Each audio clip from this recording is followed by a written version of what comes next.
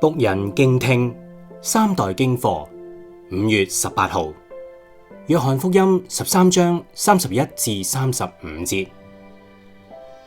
猶大出去後，耶穌說：如今人子得了榮耀，上帝在人子身上也得了榮耀。如果上帝因人子得了榮耀，上帝也要因自己榮耀人子，並且要立刻榮耀他。孩子們，我與你們同在的時候不多了，你們會找我，但我所去的地方，你們不能去。這話我曾對猶太人說過，現在也照樣對你們說。我賜給你們一條新命令，乃是叫你們彼此相愛。我怎樣愛你們，你們也要怎樣彼此相愛。你們若彼此相愛，眾人因此就認出你們是我的門徒了。約翰福音13章31至35節係耶穌喺離別之前對門徒講出嘅新命令：你們要彼此相愛，像我愛你們一樣。呢個愛成為門徒身份嘅標誌，亦都係教會最核心嘅見證。耶穌以十字架嘅愛為榜樣，呼召我哋唔單止相愛，更加要彼此犧牲同扶持。當中有幾個學習嘅地方。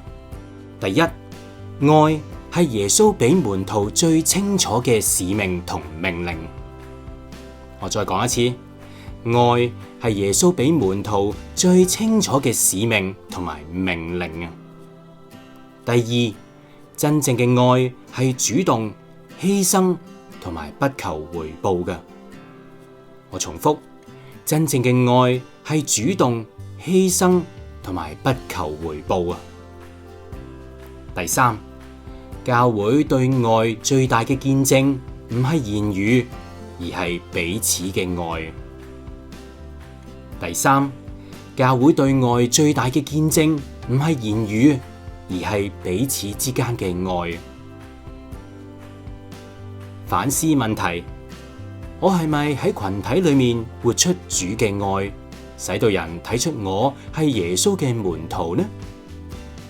我再講一次啊！我係咪喺群體裏面活出主嘅愛，使到人睇出我係耶穌嘅門徒呢？實踐行動。呢個星期主動關懷教會裏面一位需要幫助或者被忽略嘅肢體，實踐彼此相愛嘅命令啊！